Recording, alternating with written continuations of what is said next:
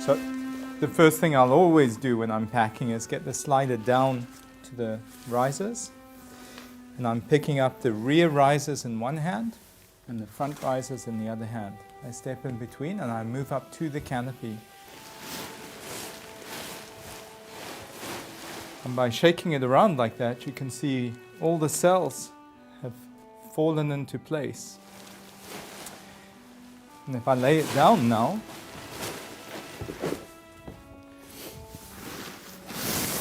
I can stroke out some of the air going from the tail to the nose, and I have a much better chance of seeing the continuity of the lines. Here what I'm doing is picking up the tail, the control lines, running down with it between my fingers, removing any twists, and setting the brake. So I'm bringing the control line down on the inboard side, below the guide ring, toggle set, and the lower control line gets stowed. So that's one brake set. I'll always pull on the canopy side to see that it's sitting in the correct position. And back up to the canopy again.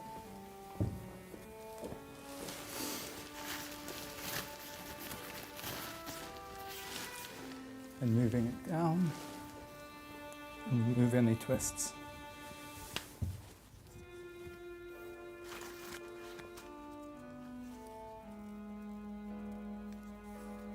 One or two twists are probably okay, but it is going to damage the line more rapidly if it's having the slider run past with twists in it.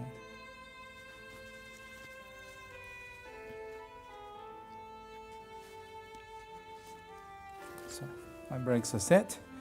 Now I'm ready to actually start the folding. So I'll pick up the individual line groups on the left and right hand side between my fingers, and I just squeeze them between my fingers, taking the slider with me, and I'm putting just sufficient force on there so I don't drag the container with me. As I get to the canopy, I'll transfer everything across into one hand.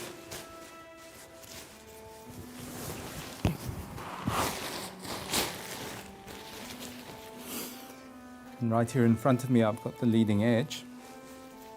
So I'll count off the cells.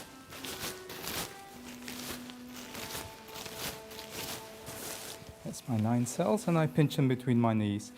Through this grommet, I've got the A lines and the B lines. You can identify them because of their length. So I'm looking for the center cell. In this case, it's really easy with the black cell. My hand's going down inside and creating the fold.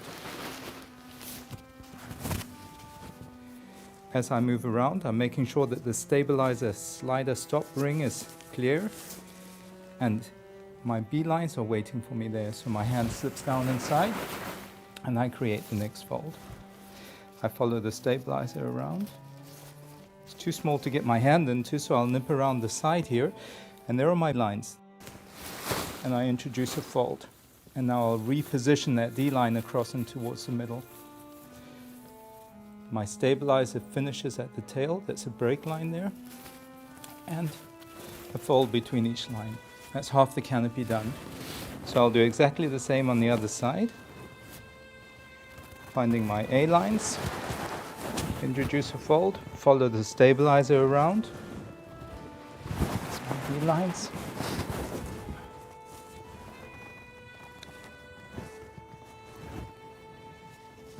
That's my C's.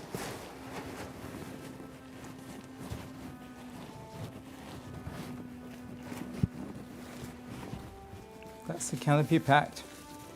I'll position the slider in its comfortable position. So I've just got it crossed up like that.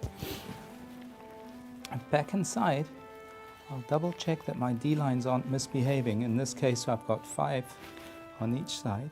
So I'm looking for 10 D lines. They're all there. And I'll find the center cell and gently hold it there.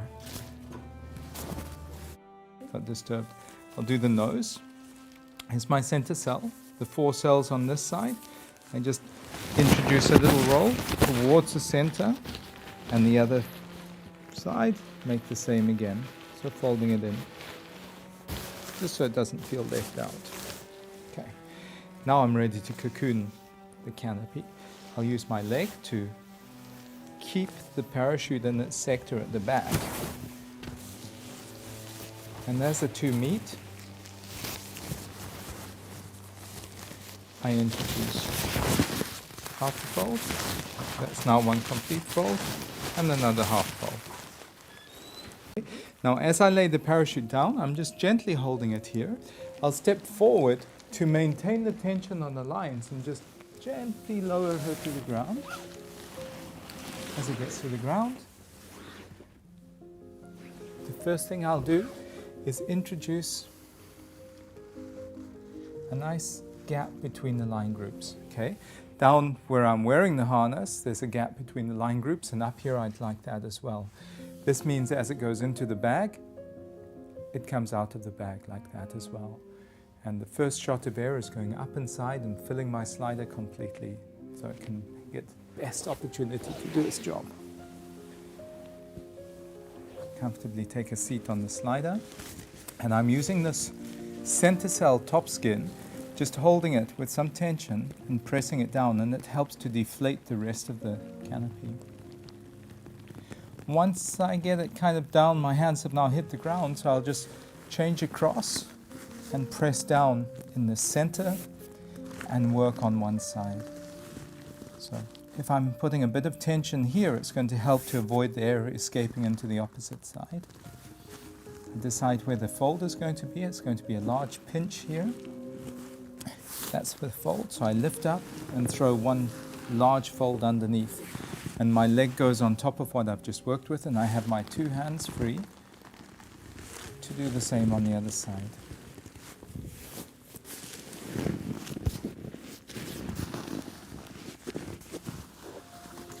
And the leg goes on top. Now I'm ready to set my pilot chute. I don't bother doing it before, because as I'm standing up packing the parachute, it's going to drop down with gravity, so I'll just do it the once, moments before it goes in the bag. The bag and the attachment point need to be real close to each other, and it's always 2 steps. So step 1 and step 2.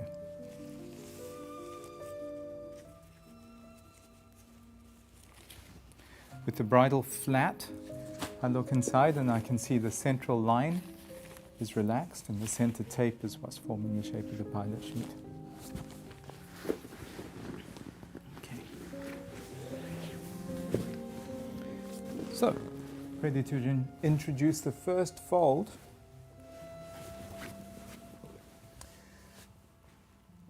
All that's happening is my fingers are clamping the lines together to stop them escaping, and I lift the canopy up and create the first part of the fold and back down again. Notice how the slider is quite deep inside the pack job. That's going to help to maintain it in its place while I'm bringing the next one on top.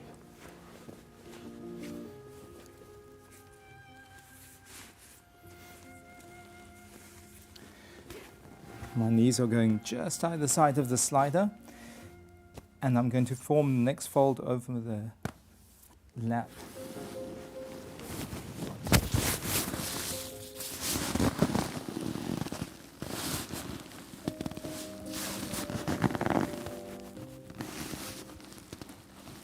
I'm trying to resist the temptation of forcing all the fabric in towards the middle of the pack job.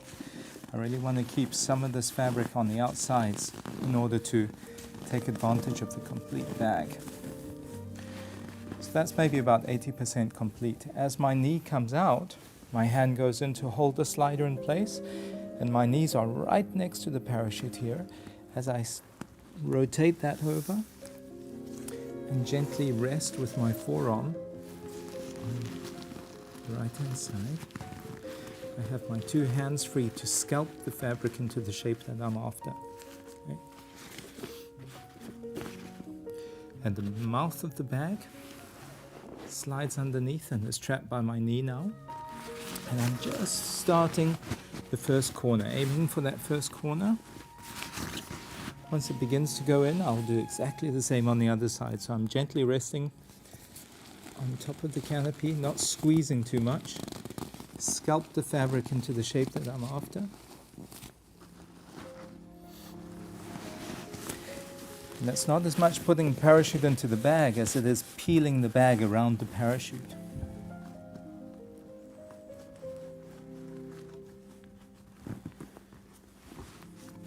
And really just aiming for the corners. The center's going to sort itself out in a moment. So round I come again. At this point, that fold there, I want to get it right in the middle. My knees are supporting the back of the bag, and I'll just fold that back on itself. That first fold is contained, and I move my fingers down to do the same with the bottom one. As I'm doing that, I'm slowly rotating the bag over, and that closes off the distance on the mouth. It'll be much easier to close.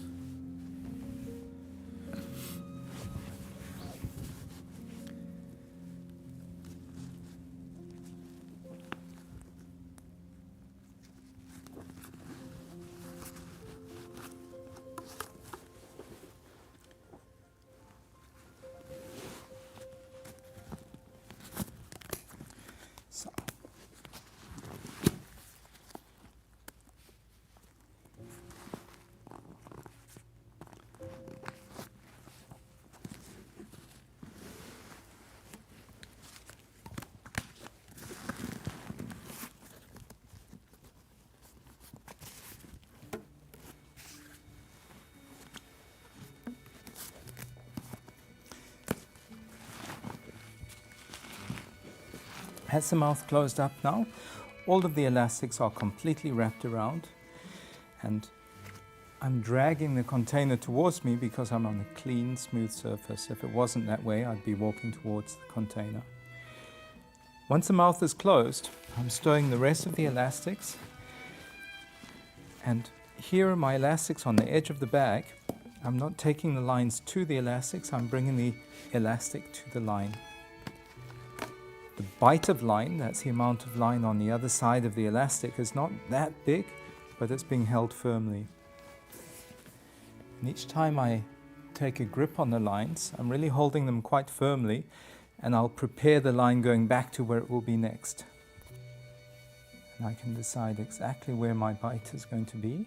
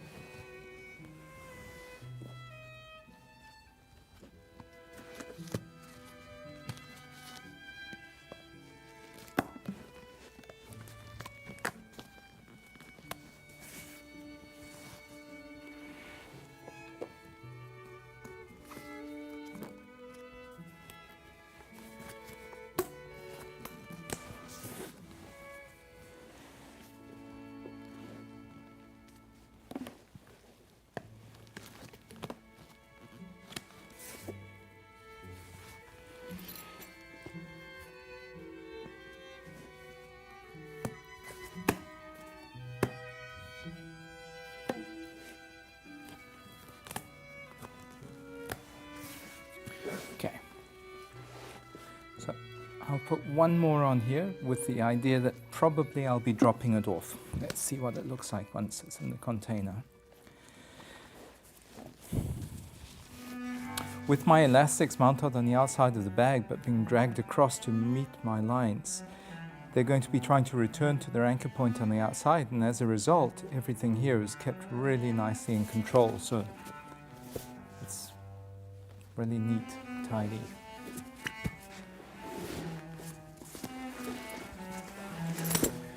Prepare the container.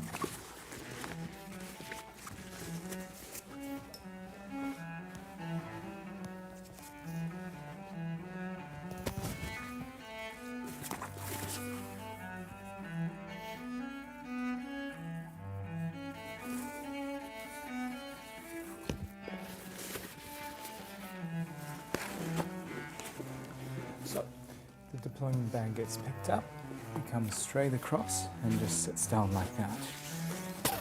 Because I'm going to prepare my risers first. And that's lifting up the piece and following the contour around. As I'm putting these risers into the container, I'm folding the toggles forward and the dive loops forward, and that's going to give them a set so when it comes out they'll be open, easier to grab.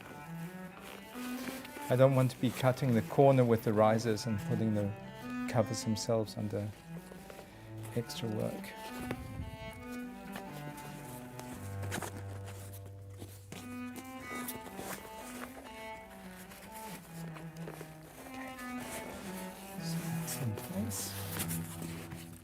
Now my bag gets lifted back up and sits on top, so I can see what I have to work with. Right now, this is looking like it's going to be a little bit short. As this bag goes into the container, this side here is going to be pulling a bit too tight, so I'm going to drop that last elastic off. Get the lines going straight to the bottom of the container.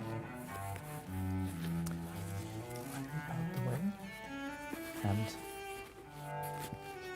as the bag goes in, I'm going to support the lines and keep them in the lower section. Okay?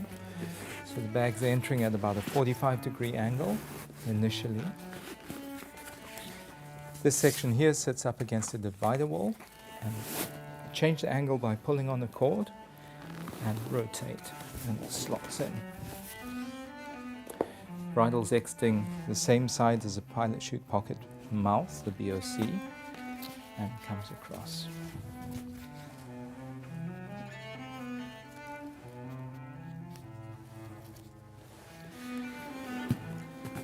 So the first flap, I'm pulling the loop through further than I really need to. If I gently kneel on top, I've got my hands free and don't have to keep any tension. Back down.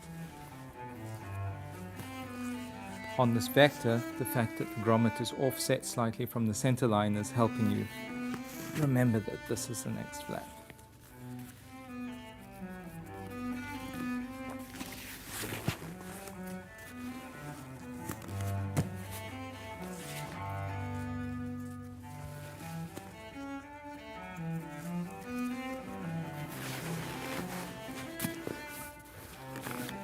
So with the loop pulled through, take the pull-up cord out, put the pin in, and drop it back down.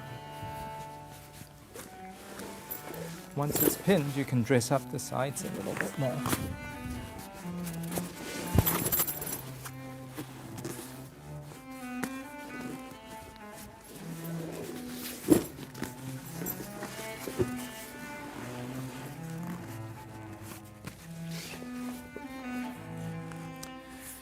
So I'm always leaving sufficient bridle above the pin to allow the pin to be extracted before it starts tensioning up. I don't use the green mark on the window. I prefer to inspect my pilot chute at the pilot chute itself. So I'm doing a double check that the central tape is under tension and the center line is completely relaxed. Okay. So I'll take the bridle and put it underneath the flaps in this sort of position.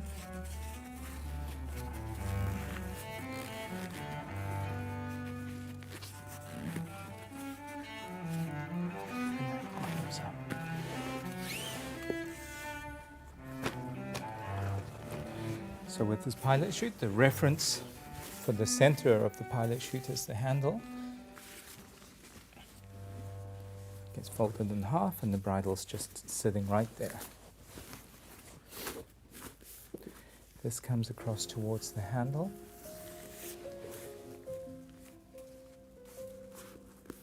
And I introduce the turns or the folds as tightly as I can get them, all the way towards the middle, and the same again on the other side.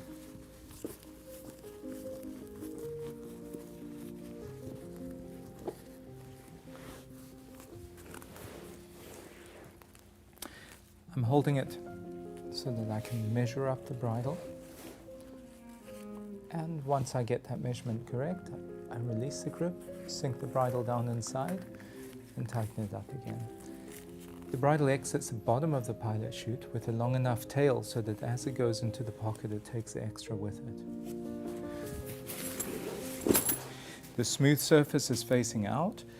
The two rolls are facing the container with the locking tongue right there. So I introduce it to the pocket, just nice and gently, a few centimeters at a time. I push it in a bit further than it needs to be, press down, get the locking tongue underneath the channel. Once it's in, I'll give it a tap down to fill it completely. And if I wasn't going to be jumping, I would leave the pilot chute out of the pocket to conserve the fabric.